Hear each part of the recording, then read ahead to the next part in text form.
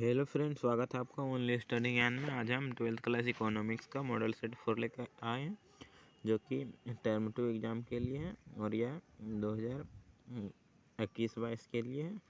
इसमें देखते हैं हम लोग इसका सॉल्यूशन। इसमें सामान्य निर्देश आप पढ़ लीजिएगा। इसमें पहला क्वेश्चन दिया गया कि पूंजीवादी अर्थव्यवस्था में आर्थिक निर्णय किसके द्वारा लिए जाते हैं। इसमें बताना कि पूंजीवादी अर्थव्यवस्था जो थे उसमें आर्थिक निर्णय किसके द्वारा लिया जाता है। तो इसका आंसर है कि पूंजीवादी अर्थव्यवस्था में जो आर्थिक निर्णय है वह व्यक्ति के द्वारा लिया जाता है, यानी कि सभी व्यक्ति के द्वारा। आंसर देख सकते हैं, व्यक्ति अपनी क्षमता अनुसार अपना व्यवसाय अथवा उद्योग करने के लिए स्वतंत्र होता है, यानी कि व्यक्ति निजी होता है। सेकंड क्वेश्चन है कि विनियोग को परिभाषित कीजिए। इसमें बताना है विनियोग या फिर निवेश क्या है। तो इसका आंसर है कि उन परिसंपत्तियों के खरीद पर वह व्यय जो हमें आय प्रजनन में सहायता देते हैं उसे ही निवेश या फिर विनिवेश कहा जाता है या कहलाता है। थर्ड क्वेश्चन है कि सकल घरेलू उत्पाद जीडीपी और सकल राष्ट्रीय उत्पाद जीएनपी में क्या अंतर है, इसी को इसमें बताना है। तो इसका आंसर देख सकते हैं कि जीडीपी में विदेशों से प्राप्त निवल साधन है, जिसे कि NFIA कहा जाता है, को शामिल नहीं किया जाता है, जबकि जीएनपी में शामिल किया जाता है। यहाँ देख सकते हैं GNP is equal to GDP plus NFIA। चौथा क्वेश्चन है कि साख सृजन किसके द्वारा किया जाता है। इसमें बताना है कि कौन से बैंकों के द्वारा किया जाता है। तो इसका आंसर साख सृजन जो है वह व्यापारिक बैंकों के द्वारा किया जाता है। पांचवा क्वेश्चन है कि यदि सीमांत उपभोग प्रवृत्ति MPC का मान जो है वह 1 है तो सीमांत बचत प्रवृत्ति MPS क्या होगा, इसका मान कितना आएगा। तो इसका आंसर देख सकते हैं, यहाँ MPC इज इक्वल टू 1 दिया गया है और MPS इज इक्वल टू निकालना है। तो MPC प्लस MPS होगा, यहाँ MPC प्लस MPS होगा यहाँ।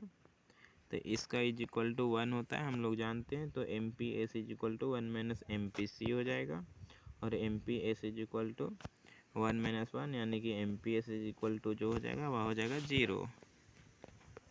अगला क्वेश्चन है कि अप्रत्यक्ष कर को परिभाषित कीजिए। इसमें बताना है कि अप्रत्यक्ष कर क्या होता है, इनडायरेक्ट टैक्स क्या होते हैं। तो इसका आंसर है कि अप्रत्यक्ष कर वे कर होते हैं जो लगाए तो किसी एक व्यक्ति पर जाते हैं, किंतु इसका आंशिक या पूर्ण रूप से भुगतान किसी अन्य व्यक्ति को करना पड़ता है। इस कर का भार अन्य व्यक्तियों पर भी टाला जा सकता है, जैसे कि बिक्री कर, मूल्य वृद्धि कर जिसे कि वेट कहा जाता है, और GST कर जिसे कि गुड एंड सर्विस टैक्स कहा जाता है। सातवां क्वेश्चन है कि विदेशी निवेश से क्या आप क्या समझते हैं। इसमें बताना है कि फॉरेन इन्वेस्टमेंट क्या होता है। तो इसका आंसर है कि किसी एक देश की कंपनी का दूसरे देश में किया गया निवेश प्रत्यक्ष विदेशी निवेश होता है, फॉरेन डायरेक्ट इन्वेस्टमेंट कहलाता है। 8 नंबर क्वेश्चन है कि समष्टि अर्थशास्त्र की दृष्टि से अर्थव्यवस्था के क्षेत्रक जो फर्म क्षेत्र है, आय का चक्रीय प्रवाह में जो होता है फर्म क्षेत्र, उसका वर्णन करना है इसमें। तो इसका आंसर है कि उत्पादक अथवा व्यावसायिक फर्म जो कि होता है, तो उत्पादन की इकाइयों को फार्म कहा जाता है, उत्पादन की इकाई को फर्म करता है, और फर्म के कारोबार का संचालन उद्यमियों द्वारा होता है। उद्यमी द्वारा जो है वह बाजार से साधनों का क्रय विक्रय करके उद्यम का संचालन होता है, और सभी उद्यम वस्तुओं एवं सेवाओं का उत्पादन करके लाभ कमाया जाता है, और उद्यमी जोखिम एवं अनिश्चितता को सहन करते हैं। इसमें फर्म क्षेत्र का मेनली आंसर लिख देना है कि वह क्षेत्र जो वस्तुओं सेवाओं का उत्पादन करके परिवार क्षेत्र को प्राप्त करता है वह फर्म क्षेत्र कहलाता है। अगला क्वेश्चन है कि आर्थिक विचार की क्लासिकी परंपरा को स्पष्ट कीजिए। इसमें क्लासिकल परंपरा विचार बताना है, क्लासिकल विचार क्या होते हैं। तो इसका उत्तर है कि आर्थिक विचार में शास्त्रीय परंपरा जिसे कि क्लासिकल कहा जाता है, कि क्लासिकवाद अपने सभी चेहरों में न केवल जीवित है बल्कि व्याख्यात्मक साहित्य का एक सतत प्रवाह उत्पन्न करता है, जो कि आर्थिक सिद्धांत और आर्थिक विचार के इतिहास से संबंधित छात्रों और विद्वानों के लिए रुचिकर होता है। शास्त्रीय अर्थ यानी कि क्लासिकल इकोनॉमिक्स एक व्यापक शब्द है जो कि 18वीं और 19वीं शताब्दी में अर्थशास्त्र के लिए विचार के रूप में प्रमुख स्किलों में जो है वह संदर्भित करता है। अगला क्वेश्चन है कि एक उदाहरण से स्पष्ट कीजिए कि चाय अंतिम तथा मध्यवर्ती दोनों वस्तु हो सकती है। इसमें बताना है कि चाय अंतिम और मध्यवर्ती वस्तु कैसे हो सकती है, उसे बताइए। तो इसका आंसर है कि अंतिम वस्तु वे वस्तु होती है जिनका उपयोग कोई उपभोक्ता उपभोग के लिए करता है, जबकि मध्यवर्ती वस्तु वे वस्तुएं होती है जिनका उपयोग मूल्य वृद्धि के लिए किया जाता है। तो यदि चाय का उपयोग घरों में किया जाता है तो यह अंतिम वस्तु का अंतर्गत आता है, रखा जाएगा, और जबकि कोई दुकानदार चाय का प्रयोग पैसे कमाने के लिए करता है तो इसे मध्यवर्ती वस्तु में के अंतर्गत रखा जाता है। 11 नंबर है कि मुद्रा के लेखे की इकाई कहा जाता है। मुद्रा को जो है वह लेखा की इकाई कहा जाता है। इस कथन से क्या तात्पर्य? इसमें बताना है लेखा की इकाई यानी कि मूल्य का संचय, जो मुद्रा का कार्य होता है मूल्य का संचय, उसे ही इसमें व्यक्त करना है। तो इसका आंसर है कि मुद्रा के मूल्य के मापन का कार्य जो कि होता है मेजरमेंट ऑफ वैल्यू, इसे ही मूल्य का संचय कहा जाता है। तो वस्तुओं और सेवाओं के मूल्य मुद्रा के रूप में व्यक्त किया जाता है, और सभी वस्तुओं के मूल्य मुद्रा में व्यक्त करने से दो वस्तुओं के मूल्य की तुलना करना सरल हो जाता है। समय समय पर मुद्रा के मूल्य में परिवर्तन होते रहते हैं, इसलिए मुद्रा मूल्य की मापक का पूर्णतः इस निश्चित मान जो नहीं है। 12 नंबर क्वेश्चन है कि प्रत्याशित निवेश और यथार्थ निवेश में क्या अंतर है। इसमें बताना है कि एक्स एंटी इन्वेस्टमेंट और एक्स पोस्ट इन्वेस्टमेंट क्या होता है। तो इसका आंसर देख सकते हैं कि प्रत्याशित अथवा इच्छित निवेश वह निवेश होता है जो कि निवेशकर्ता किसी विशेष उद्देश्य की प्राप्ति के लिए आय तथा रोजगार के विभिन्न स्तरों पर करने की इच्छा रखता है, इसे प्रत्याशित निवेश कहा जाता है। और यथार्थ निवेश जो होता है, यथार्थ निवेश अथवा वास्तविक निवेश वह निवेश होता है जो निवेशकर्ता किसी विशेष उद्देश्य की प्राप्ति के लिए आय और रोजगार के विभिन्न स्तरों पर वास्तव में करते हैं, इसे यथार्थ निवेश कहा जाता है। अगला क्वेश्चन है कि सरकारी बजट के उद्देश्य को लिखिए। इसमें बताना है कि बजट के क्या उद्देश्य होते हैं। तो इसका आंसर देख सकते हैं। पहले आगामी वित्तीय वर्ष के लिए सरकार के अनुमानित व्ययों एवं अनुमानित प्राप्तियों का वार्षिक वित्तीय विवरण होता है बजट का उद्देश्य देखते हैं। तो बजट का उद्देश्य जो है वह है संसाधनों का पुनः आवंटन, आय व धन का पुनः वितरण, आर्थिक स्थिरता, सार्वजनिक उद्यमों का प्रबंधन, आर्थिक विकास, और लास्ट इसमें निर्धनता एवं बेरोजगारी का उन्मूलन। अगला क्वेश्चन है कि विदेशी व्यापार किसी देश की समग्र मांग को किस प्रकार प्रभावित करता है। इसमें बताना कि विदेशी व्यापार करने से समग्र मांग पर क्या प्रभाव पड़ता है, इसी का व्याख्या इसमें करना है।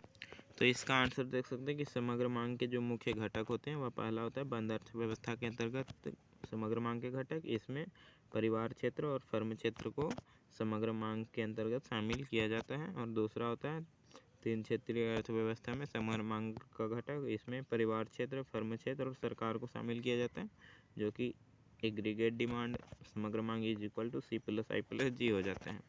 और इसका आंसर जो क्वेश्चन का है वह यहाँ है खुली अर्थव्यवस्था के अंतर्गत समग्र मांग का घटक, यहीं विदेशी क्षेत्र शामिल होता है। इसमें आता है चार क्षेत्रीय अर्थव्यवस्था के अंतर्गत समग्र मांग के घटक, इसमें परिवार क्षेत्र, फर्म क्षेत्र, सरकारी क्षेत्र और विदेशी क्षेत्र को शामिल किया जाता है। इसमें C+I+G। इसके अलावा विदेशी क्षेत्र जो है export minus import, net export जो होता है उसे शामिल किया जाता है। इसी से इसका व्यापार करने से जो है हमारे देशों में मुद्रा की वृद्धि होती है और दूसरे देशों से मुद्रा प्राप्त होती है। 15 नंबर क्वेश्चन है कि निम्नलिखित को परिभाषित कीजिए। इसमें पहला माल सूची क्या होता है, दूसरा ब्याज क्या होता है, तीसरा निवल निवेश क्या होता है, इसे बताना है। तो इसका आंसर देख सकते हैं यहाँ पे माल सूची पहला जो है। तो माल सूची एक लेखांकन शब्द को कहते हैं जो माल को संदर्भित करता है जो कि बिक्री के लिए तैयार किया जाने वाला विभिन्न चरणों में बनाया जाता है, जैसे कि तैयार माल जो कि बिक्री के लिए उपलब्ध होता है, कार्य प्रगति जो कि बनाने की प्रक्रिया होती है, कच्चे माल तैयार माल का उत्पादन करने के लिए उपयोग में लाया जाने वाला माल होता है।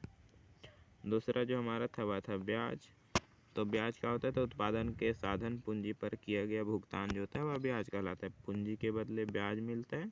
उत्पादन का जो साधन होता है भूमि, श्रम, पूंजी, उद्यमी, तो पूंजी के बदले ब्याज मिलता है। और ब्याज एक शुल्क होता है जो उधार ली गई संपत्ति यानी कि ऋण के लिए किया जाता है और यह उधार दिए गए पैसों के लिए अदा की गई कीमत होता है या फिर जमा धन से अर्जित किया गया पैसा होता है ब्याज। तीसरा हमारा था निवल निवेश। यहाँ पे निवल निवेश होगा, नाम है सही का। तो निवल निवेश देख सकते हैं क्या है, तो एक अर्थव्यवस्था में एक निश्चित समयावधि में पूंजीगत वस्तुओं के स्टॉक में शुद्ध वृद्धि निवल निवेश कहलाता है और इसमें मूल्यह्रास शामिल नहीं होता, यानी कि निवल निवेश इज इक्वल टू सकल निवेश माइनस घिसावट, जिसे कि घिसावट को मूल्यह्रास भी कहा जाता है, डिप्रिसिएशन। अगला क्वेश्चन है कि राष्ट्रीय आय मापन की व्यय विधि का वर्णन कीजिए। इसमें बताना है कि व्यय विधि क्या है राष्ट्रीय आय मापने की।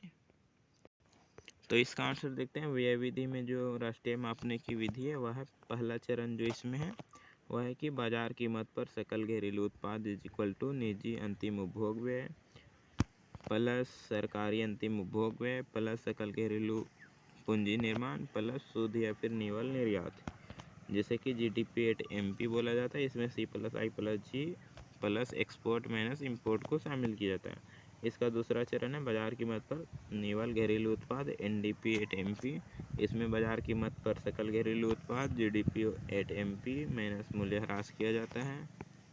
तीसरा चरण है कि साधारण लागत पर निवल घरेलू उत्पाद NDP at FC is equal to जो होता है वह बाजार कीमत पर निवल घरेलू उत्पाद NDP एट MP माइनस शुद्ध प्रत्यक्ष कर NIT होता है, इनडायरेक्ट टैक्स माइनस सब्सिडी। चौथा चरण है साधारण लागत पर निवल राष्ट्रीय उत्पाद, जिसे कि राष्ट्रीय आय कहा जाता है। तो NNP at FC is equal to साधारण लागत पर निवल घरेलू उत्पाद NDP एट FC प्लस विदेशों से प्राप्त निवल साधन है, जिसे कि NFIA कहा जाता है, नेट फैक्टर फ्रॉम एब्रोड। इसका जो मापने का जो सावधानियां है वह पहला है कि मध्यवर्ती व्यय को सम्मिलित नहीं किया जाता है व्यय विधि में। पुनः विक्रय वस्तुओं पर रुपयों को सम्मिलित नहीं किया जाता है। वित्तीय परिसंपत्तियों पर व्यय सम्मिलित नहीं होता और हस्तांतरण भुगतान को भी त्याग दिया जाता है इसमें। 17 नंबर क्वेश्चन है कि मुद्रा गुणक क्या है, मनी मल्टीप्लायर, और इसका मूल्य का निर्धारण कैसे किया जाता है, इसका वर्णन करना है इसमें। तो इसका आंसर देख सकते हैं कि मुद्रा गुणक से अभिप्राय अर्थव्यवस्था के मुद्रा के स्टॉक और शक्तिशाली मुद्रा के स्टॉक के अनुपात से है। इसे निम्नलिखित सूत्र से देखा जा सकता है। मुद्रा गुणक is equal to M divide by H। M जो है वह मुद्रा का स्टॉक है, H जो है वह शक्तिशाली मुद्रा है। चूँकि मुद्रा का स्टॉक सामान्यतः शक्तिशाली मुद्रा के मूल्य से अधिक होता है, इसलिए मुद्रा गुणक का मूल्य 1 से जो है वह अधिक होता है। आगे देख सकते हैं इसमें मुद्रा गुणक के मूल्य के निर्धारण के लिए निम्नलिखित अनुपातों की महत्वपूर्ण भूमिका होती है। पहला करेंसी जमा अनुपात होता है। तो इसमें जो है वह करेंसी जमा अनुपात का सूत्र निम्नलिखित है। यहाँ पे देख सकते हैं करेंसी जमा अनुपात is equal to CU divide by DD। CU जो है वह लोगों के पास रखी गई करेंसी और DD जो है वह व्यावसायिक बैंकों के पास नकद जो होता है वह होता है। दूसरा इसमें जो है वह है रिजर्व जमा अनुपात। तो रिजर्व जमा अनुपात का सूत्र जो है वह यहाँ पे है, रिजर्व जमा अनुपात इज इक्वल टू व्यावसायिक बैंक का रिजर्व डिवाइड बाय व्यावसायिक बैंक का कुल जमा, इसे ही रिजर्व जमा अनुपात कहा जाता है। 18 नंबर क्वेश्चन है कि बैंक दर क्या है। बैंक दर मुद्रा की पूर्ति को किस प्रकार प्रभावित करता है, इसे बताना है इसमें। तो इसका आंसर देख सकते हैं कि बैंक दर वह दर है जिस पर केंद्रीय बैंक व्यापारिक बैंकों को प्रथम श्रेणी की प्रतिभूतियों पर ऋण सुविधाएं प्रदान करता है, इसे ही बैंक दर कहा जाता है। सामान्यतः जब देश में मुद्रा प्रसार की स्थिति होती है तो बैंक दर में वृद्धि हो जाती है, तथा जब मुद्रा संकुचन की स्थिति आती है तो बैंक दर में जो है कमी हो जाती है। और वर्तमान में जो बैंक दर है वह 4% है। बैंक दर में वृद्धि होने से व्यावसायिक बैंकों के लिए जो है लिए गए ऋण अधिक खर्चीले हो जाते हैं, जिससे कि व्यावसायिक बैंकों के कोषों में कमी आ जाती है और इससे यह मुद्रा पूर्ति को कम कर देते हैं। और बैंक दर में अगर कमी हो जाती है तो मुद्रा की पूर्ति बढ़ जाती है।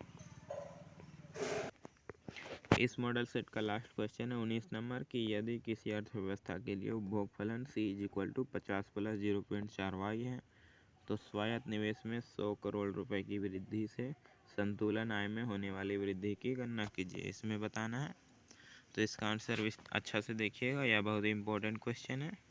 तो क्वेश्चन को यहाँ पर लगा दिया गया, क्वेश्चन देख लीजिए इसमें C is equal to 50 plus 0.4 Y दिया गया। निवेश में जो स्वायत्त निवेश है ऑटोनोमस इन्वेस्टमेंट वह 100 करोड़ रुपए वृद्धि हुआ है। तो इसमें आय में कितना वृद्धि हुआ है उसी को बताना है। तो इसमें सी इज इक्वल टू उपभोग फलन जो है 100 प्लस 0.4 वाई दिया गया। Autonomous investment I A is equal to 100 है। इसमें वाई ज्ञात करना यानी कि संतुलित आय। तो इसमें हम जानते हैं कि वाई इक्वल टू जो होता है वह सी प्लस आई होता है। C consumption plus I investment और वाई इज इक्वल टू एक और होता है सी प्लस एस कंजम्पशन और सेविंग। तो इसमें देख सकते हैं अतः जो होता है Y is equal to A plus B Y plus I A होता है। आई ए जो होता है वह ऑटोनोमस इन्वेस्टमेंट, इसमें बी जो है वह एम पी सी होता है। एम पी सी होता है बराबर बी होता है। तो इसे बैठाने पर जो y is equal to 100 plus 0.4 plus 100 0.4 Y यहाँ था और 100 जो है ऑटोनोमस इन्वेस्टमेंट है। तो इसे y माइनस 0.4 वाई को एक साइड ले आते हैं हम लोग दोनों को बराबर 100 प्लस 100 200 हो जाता है हमारा। फिर 0.6 वाई आ जाता है y माइनस यानी कि 1 वाई है यहाँ और इसमें 0.4 वाई घटाएंगे तो 0.6 वाई बचेगा और इज इक्वल टू 200 हो जाएगा। इसे और आगे हल करने पे y is equal to 200 divide by 0.6 आएगा और y is equal to 333.33 crore रुपए हो जाएगा, जो कि संतुलित आय हमारा ज्ञात हो जाता है। इसमें अगर हमें c निकालना है तो y is equal to C plus I होता है। c is equal to Y minus I हो जाएगा। तो c जो इज इक्वल टू 333.33 वाई हो जाएगा और आई जो था ऑटोनोमस इन्वेस्टमेंट बस होता। तो सी जो आएगा कंजम्पशन 233.33 करोड़ रुपए। तो इसे निकालना नहीं है, आपको सिर्फ ऊपर वाला यहीं तक निकालना आंसर इसका। तो अगर वीडियो अच्छा लगा हो तो लाइक कमेंट तो चैनल को सब्सक्राइब कर लीजिएगा। धन्यवाद।